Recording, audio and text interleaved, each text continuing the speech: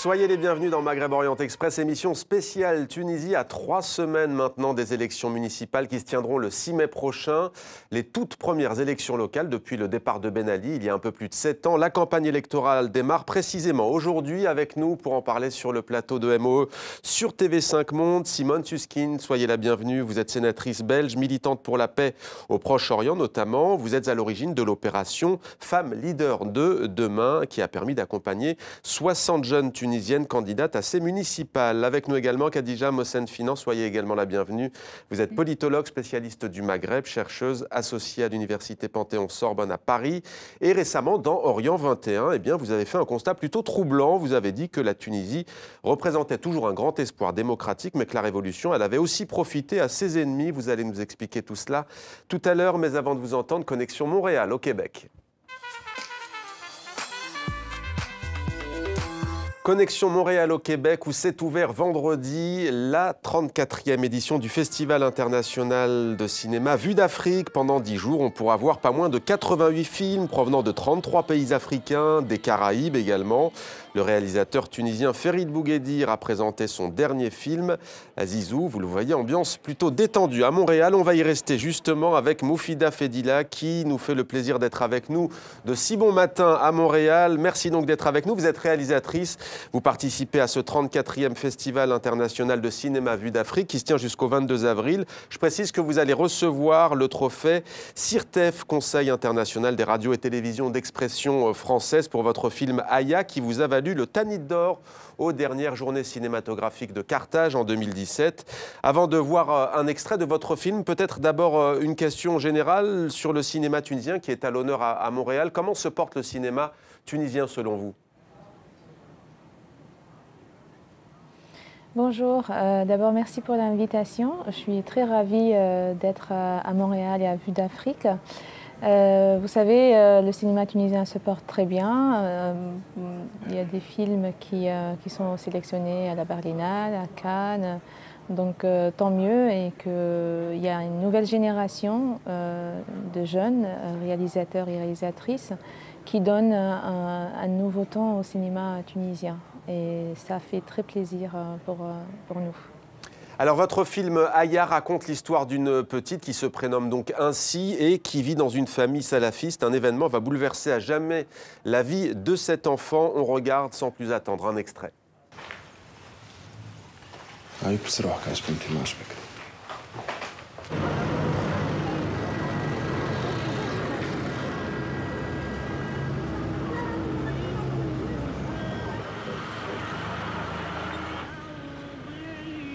غطي راسك مليح عاش بنتي تراور عاش نحي حجابك كان في الدار تفهمنا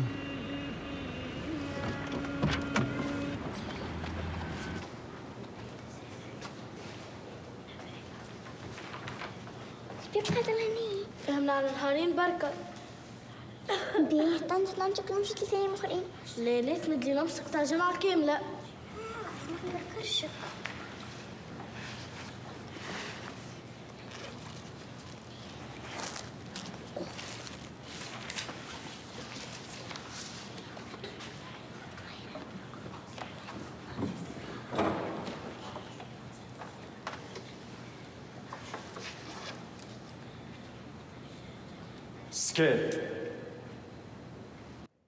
Moufida Fedila qui est avec nous en direct de Montréal. Votre film donc Aya a reçu le Tanit d'or. Pourquoi est-ce que vous avez choisi de parler d'un sujet sensible à travers le regard d'un enfant ?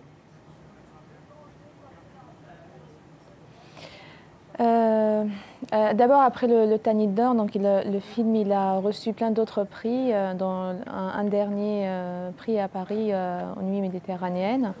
Il a aussi reçu le prix de meilleur court-métrage à Milan. Ce qui importe pour moi, c'est cette nouvelle génération après la Révolution et ce qui va se passer en Tunisie, comment eux ils vont vivre ces événements, ce changement. Mais surtout, c'est que le film il traite de la question de l'endoctrinement religieux et comment une enfant donc, vit ça dans sa famille et comment elle va au-delà et avec son imagination, elle va aider sa mère à se libérer.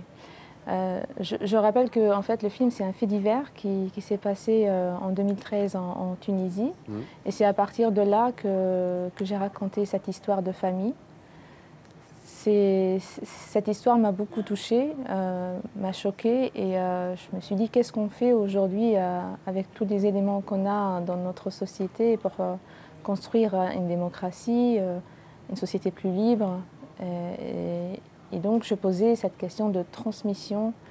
Est-ce que cela en résulte dans une famille pareille? Construire la démocratie, justement, on le disait, il y a ces municipales qui approchent, ce sera le 6 mai.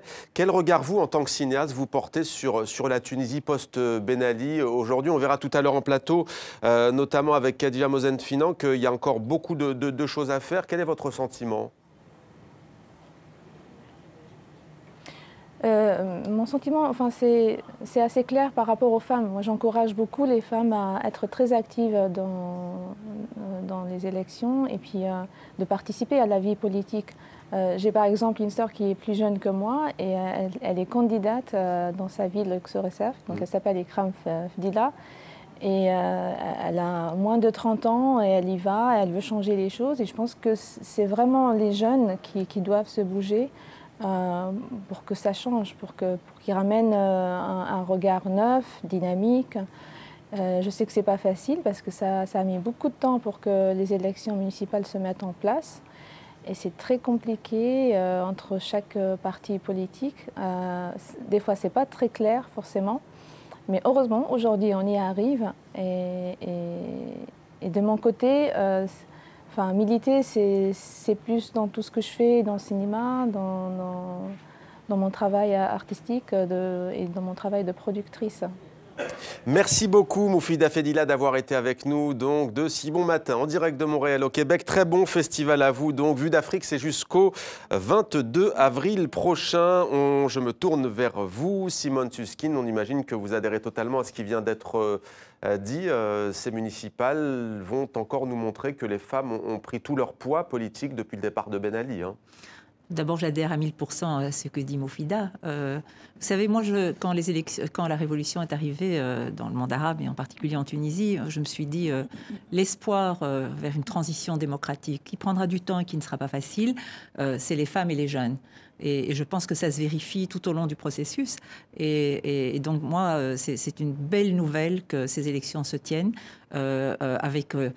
à la clé et obligatoire de par la loi, la parité verticale, donc un homme, une femme sur chaque liste, et la parité horizontale, c'est-à-dire que la moitié des listes de chaque parti devra avoir une femme comme tête de liste. Donc c'est une véritable révolution. On ne voit pas ça, je ne sais pas dans quel pays on voit ça, et c'est une expérience fabuleuse, et je pense que tous les politologues qui sont intéressés par un processus de démocratisation auront intérêt à aller voir ce qui va se passer dans les semaines qui viennent en Tunisie, y compris les résultats. Alors, 60 femmes donc que vous avez suivies tout au long de ces dernières semaines. Qu'est-ce que vous avez fait au juste auprès de ces jeunes candidates? Eh bien, l'idée, ce que nous avons fait, c'est que nous avons lancé un processus de sélection de ces candidates. Donc, nous avons lancé un appel en français et en arabe par le biais de toute une série d'associations de la société civile et d'une richesse formidable en Tunisie. Et nous avons recueilli 150 candidatures de tout le pays, de toute mouvance, y compris pas mal d'indépendantes, parce qu'il y a un rejet aussi du politique après toutes ces années, et certainement vous allez en parler tout de suite. Et donc nous avons écarté une bonne cinquantaine de dossiers et nous avons rencontré au mois de janvier toutes ces 100 candidates pendant 3 jours et ça a été une expérience magnifique parce que c'était une photographie sociologique de la Tunisie, toutes jeunes, un peu moins jeunes, un peu plus âgées, des femmes qui travaillent, des femmes qui ont une famille et des femmes qui sont pour la plupart aussi engagées dans la société civile et qui ont décidé de se lancer dans cette expérience. Pourquoi se sont-elles engagées? Mais écoutez, ce qu'elles disaient quand on leur posait la question, c'était bon, moi dans ma ville ou dans mon village, il y a une décharge à ciel ouvert et moi je veux que ça change. Il y a une route qui n'est pas éclairée et c'est dangereux d'y aller, moi je veux que ça change. Donc c'était des choses très concrètes. Et donc ça a été, nous avons finalement sélectionné ces 60 candidates et nous avons travaillé dans 2 modules de formation, l'un en février février de 4 jours et l'autre le mois dernier, pendant 4 jours, avec des coachs maghrébins, tunisiens et marocains. Alors, la première partie était vraiment un travail sur le développement personnel, les capacités de leadership, etc. Mais la seconde partie a été extrêmement concrète, c'est-à-dire qu'on les a mis en situation de campagne. Vous participez à un débat, vous devez répondre à des questions qui vous interpellent et qui vous mettent en question votre approche ou votre candidature. Vous devez rédiger un communiqué de presse, vous devez utiliser les réseaux sociaux, vous devez, etc., etc. Et ça a été une expérience vraiment magnifique. Expérience démocratique, le laboratoire est toujours là, Khadija Mohsen-Finan? Oui, absolument. Et je me réjouis d'ailleurs de ce que vous venez de dire, parce que effectivement, on prolonge un peu, on est dans l'expérience de la démocratie. Il faut bien le dire, nous sommes tous dans l'expérience de la démocratie. Et cette fois-ci, il s'agit de démocratie locale. Les gens se sentent plus concernés, ils se sentent concernés par leur environnement le plus proche et ils ont le sentiment, et c'est vrai, d'être plus utiles quand il s'agit de leur environnement local, qu'il ne s'agit pas de grands enjeux nationaux avec des dimensions intellectuelles ou autres. Alors, il y a un aspect positif, cette parité homme-femme, ce dynamisme de la société civile, cet intérêt pour la chose publique et renouer avec le politique. À un moment donné, on a eu le sentiment que ça s'était vraiment essoufflé. Je pense que l'inconvénient, quand on observe un peu les listes qui sont en préparation, on s'aperçoit que les deux grands partis, c'est-à-dire Nida et Nahda, sont encore en compétition au niveau local. Et c'est peut-être là ma crainte. J'ai le sentiment que les autres partis, les autres formations, les autres regroupements de partis n'ont peut-être pas eu le temps de soit se faire connaître véritablement, soit s'organiser et disposer de listes véritablement pour essayer de peut-être mettre fin à cette bipolarité qui ne correspond plus vraiment à la réalité au niveau politique. Ce schéma qui a été mis en place en 2014 par les deux grands chefs, Béji Caïd Sebsi et Rachid Ghannouchi, s'est véritablement effondré. Et on le retrouve au niveau local. Donc c'est peut-être là ma crainte qu'il y ait un décalage entre la réalité que nous observons au niveau national et ce qu'on va avoir au niveau local. Ce sont les deux partis qui sont au pouvoir, que vous avez cités, Nida Tounes et donc Ennahda plutôt conservateur. Tiens, d'ailleurs, deux partis conservateurs. Deux partis conservateurs. Sur les 60 femmes que vous avez, on retrouve ce que dit Khadija Mohsen-Finan, on retrouve ces deux grands partis hégémoniques. Oui et non. Puisque, comme je le disais tout à l'heure, on a quelques représentants de partis, de petits partis, qui effectivement sont beaucoup moins préparés. Et je pense que les vraiment préparés, c'était Ennahda, qui ont fait un long travail de... Ils ont toute une machine aussi. Une machine et qui ont les moyens aussi. Et un maillage. Mais nous avons des indépendantes aussi. Alors, je ne sais pas ce qui va se passer en termes de qui va être élu, qui ne va pas être élu, etc. Mais nous avons plusieurs candidates qui sont des indépendants. Nous avons aussi quelques têtes de liste de plusieurs partis. Donc, je pense que ce sera tellement intéressant de suivre ce qui va se passer et puis de voir ce qui va se passer après les élections. Parce qu'une fois qu'une partie d'entre elles seront élues, eh bien, il va falloir qu'elles s'attaquent à la gestion communale. Et comme d'habitude, et ça s'est passé chez nous en Belgique et dans d'autres pays quand on a eu la parité, les femmes se retrouvent dans des conseils municipaux sans expérience. Les hommes n'en ont plus, pas non plus, mais ils pensent qu'ils en ont. Et donc, ils s'accaparent tous les postes importants et tous les postes qui ont des moyens et ils essayent d'écarter. Donc, vous allez accompagner ces femmes encore pendant un an après les résultats. Alors, pour qu'on comprenne bien, Ennahda, c'est le parti islamo-conservateur. Est-ce qu'il a réussi à s'implanter dans les communes? Est-ce qu'il a une vraie expérience de terrain, ce parti? Il n'a jamais cessé d'avoir cette expérience, cette présence et ce maillage. En réalité. Et je pense que c'est ça ce qui lui a permis aussi, en partie, de vaincre et de remporter les élections en 2011. Rachid Ghannouchi, qu'on voit l'image, avait dit on sort de l'islam politique. Il avait dit ça il y a un peu plus d'un an. Au vu de ce qui se passe en Égypte, sans doute, est-ce qu'on a du nouveau sur ça aujourd'hui ? Non, je pense qu'il tient compte de ce qui se passe au niveau régional, avec l'expérience égyptienne, avec la perte de son tuteur, le Qatar. Il y a une lecture de cet environnement régional, mais je pense qu'il tire les conclusions. Il sait qu'une partie de la population n'est pas prête à avoir Ennahda à tous les postes de commande. Et il le dit d'ailleurs dès le début, Ennahda a le temps pour ce parti. Donc je pense qu'ils sont très avertis, mais cette proximité de la population, ce maillage, cette présence au niveau local, elle était déjà présente et probablement beaucoup plus que Nida Tounes qui a dû travailler, récupérer les listes du RCD, le parti de Ben Ali, etc., alors que Nahda en disposait déjà.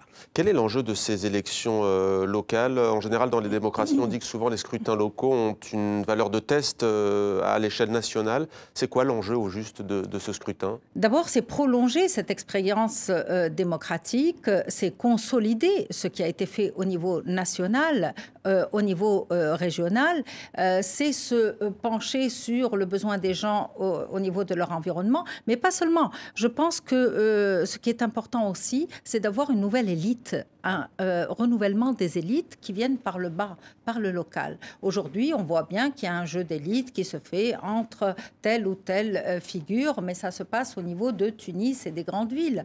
Or, c'est très bien d'avoir effectivement de nouvelles figures qui émergent. Pour réduire la fracture, notamment local. entre le littoral peut-être et l'arrière-pays, ça c'est quelque chose que vous avez constaté. Il y a toujours cette fracture entre les zones déshéritées, notamment le bassin minier de Gafsa. Il y a évidemment une fracture, mais ce que nous avons senti là, avec pas mal de candidates qui venaient de Kasserine ou de Gafsa, eh bien, c'est que ces femmes en veulent. Et c'est qu'elles veulent se battre pour changer les choses. Et c'est ça qui est important. C'est ça qui sera important à suivre, à accompagner et à soutenir. Et vraiment, il y a une fracture, mais en même temps, il y a un potentiel. Et c'est ce potentiel-là que nous allons essayer d'accompagner. Nous ne sommes pas les seuls. Beaucoup d'associations, d'organisations, y compris internationales, que ce soit le Conseil de l'Europe, que ce soit l'Union européenne, sont là pour les accompagner. Radia Mohsen-Finan, je parlais tout à l'heure d'un constat troublant que vous faites dans Orient 21. Vous dites que la révolution, elle a aussi profité à ses ennemis. De qui parlez-vous au juste? C'est-à-dire que la révolution, en réalité, par exemple, quand on entend ce qui vient d'être dit sur les élections locales, on a l'impression qu'on renoue avec l'esprit de la révolution. C'est-à-dire que les gens veulent changer les choses et ils veulent participer à ce changement. En revanche, il y a effectivement beaucoup de rendez-vous manqués. Cette fracture dont on parlait entre le littoral et le centre du pays ne s'est pas réduite. Au niveau économique et social, les grandes réformes et les projets n'ont pas porté leurs fruits, en tout cas, n'ont pas été réalisés. Au niveau de la justice transitionnelle qui a été mise en place, on voit aujourd'hui qu'elle est mise sous le tapis et qu'elle est, au contraire, par le haut, il y a une loi dite de réconciliation administrative qui vient se substituer à cette volonté. Il y a aussi un schéma politique mis en place depuis 2014 qui reprend le vieux schéma, c'est-à-dire deux partis conservateurs qui sont les mêmes. Nida Tounes, juste je finis, prolonge le RCD et Nahda était présente, mais pas, si vous voulez, dans la clandestinité, pas au grand jour. La justice transitionnelle, pour qu'on comprenne bien au juste, de quoi s'agit-il? Il s'agit d'une instance qui a été mise en place en 2013 et qui a pris effet en 2014 et qui consiste à revenir sur la torture et les souffrances qui ont été infligées par le politique aux Tunisiens de 1955 à 2013, je crois. Et il s'agissait de laisser les gens parler, de pardonner éventuellement, mais en tout cas, en aucun cas, il ne s'agissait d'amnistie, comme il est question par la loi mise en place par Béji Caïd Sebsi. Le président actuel. Il y a effectivement un décalage entre les deux, et je pense que dans leurs esprits, les Tunisiens étaient préparés à cette justice transitionnelle qui était indispensable dans cette transition et dans cette période post-révolutionnaire. Et du coup, ils ne comprennent pas très bien pourquoi elle a été interrompue, pourquoi il y a une loi qui s'est substituée à elle, quel est le rôle de l'exécutif là-dedans, est-ce qu'il n'aurait pas été préférable d'avoir une instance indépendante? Simone Susskind, justice transitionnelle, on a aussi beaucoup entendu parler parmi les points négatifs de la période post-Ben Ali, de la corruption qui n'était pas partie, qui est toujours là. Est-ce que c'est quelque chose dont on parle aujourd'hui, notamment auprès de ces 60 femmes candidates? Oui, écoutez, la corruption, elle est revenue plus fort que jamais, y compris avec le népotisme, ce qui fait que le parti de Belgique a éclaté en deux partis parce qu'il a poussé son fils à prendre la direction de ce parti. Et donc, c'est ce qui a à nouveau renforcé Enarda, qui lui est redevenu le parti le plus puissant au sein de l'Assemblée. Et donc, c'est un jeu, effectivement, entre ces deux mouvances, si vous voulez. Mais moi, je continue à croire et à espérer que la société civile va garder le point important qu'elle a gardé. On a vu même des manifestations autour du 8 mars pour la loi sur l'héritage, puisque le débat a été lancé pour l'égalité dans l'héritage. Ça n'existe dans aucun pays musulman. Et il y a une commission qui a été chargée, d'ailleurs, par le président, de venir avec des propositions, je pense que ce sera après l'été, pour voir comment on peut réformer cela. Et je pense que c'est une aspiration de beaucoup de femmes et d'hommes, d'ailleurs, dans l'ensemble du monde musulman. Et si la Tunisie réussit à mettre en place cela, vous savez, Enarda, ils sont très flexibles et très souples. Pragmatiques. Très pragmatiques. Ils ont accepté le mariage d'une musulmane avec un non-musulman sans qu'ils doivent se convertir. Ils ont accepté, revenons à la Constitution, que cette Constitution ne soit pas basée sur la charia, et donc, y compris la parité, alors qu'ils proposaient au départ la complémentarité entre les hommes et les femmes. Donc on regarde, si vous voulez, ces évolutions et ces tensions et ces conflits, et finalement, quelque part, avec toutes les difficultés auxquelles la Tunisie est confrontée, économiques, sécuritaires, sociales, etc., elle avance. Et donc ça, c'est pour moi des raisons d'espérer. Et comme vous l'avez dit, les femmes et les jeunes ont un rôle essentiel à jouer dans ce processus. Et j'ajoute que 36 000 membres des forces de sécurité tunisiennes, police et gendarmerie, vont pouvoir voter pour la toute première fois à ces élections locales. On va maintenant passer, chers invités, à vos coups de cœur respectifs. C'est notre séquence atmosphère.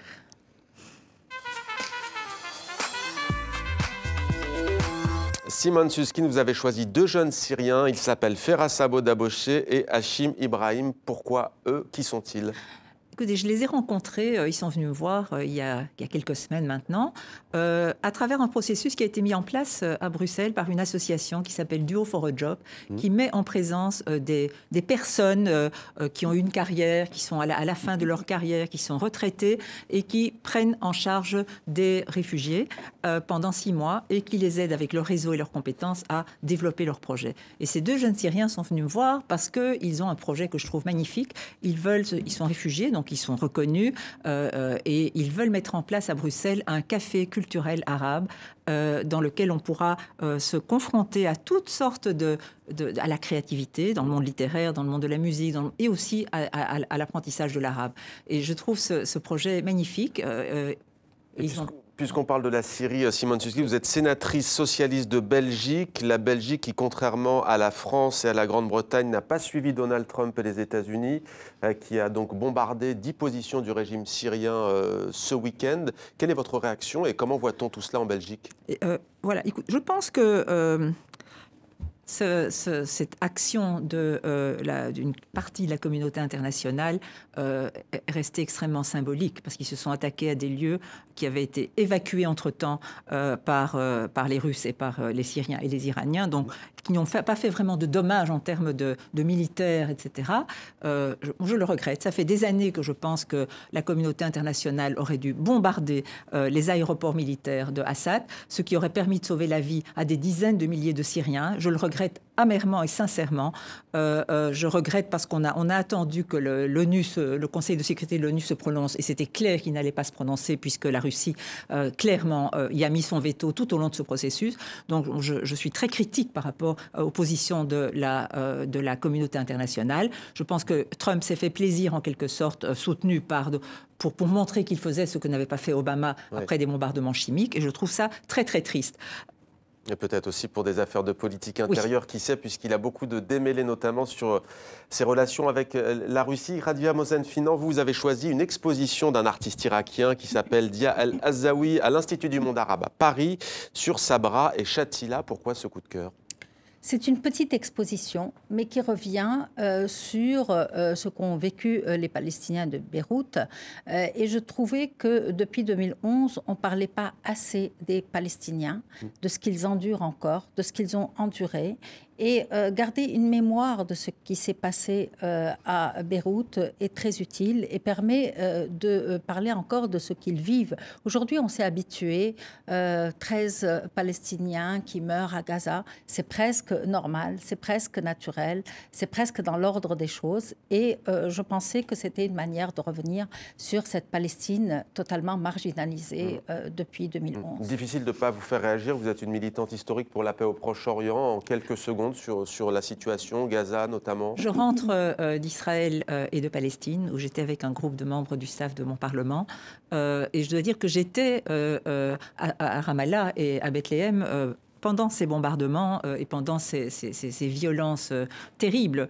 Et ce qui m'a interpellée, en fait, c'est qu'on en parlait à la limite plus dans la presse israélienne, y compris avec des critiques très très fortes, qu'à Bethléem ou à Ramallah. Il y a une véritable séparation psychologique qui s'est construite entre la Cisjordanie et Gaza. Et c'est aussi quelque chose de très triste, parce que ça montre aussi l'échec de l'autorité palestinienne, qui est très très critiquée par les Palestiniens. Et on voit en fait se développer en Palestine des personnes, des associations qui cherchent à se développer en parallèle de ce qui se passe au niveau des violences. Merci à toutes les deux d'avoir participé à Maghreb 40 Express. Merci à vous d'être fidèles à MOE. On se retrouve dimanche prochain pour un nouveau numéro.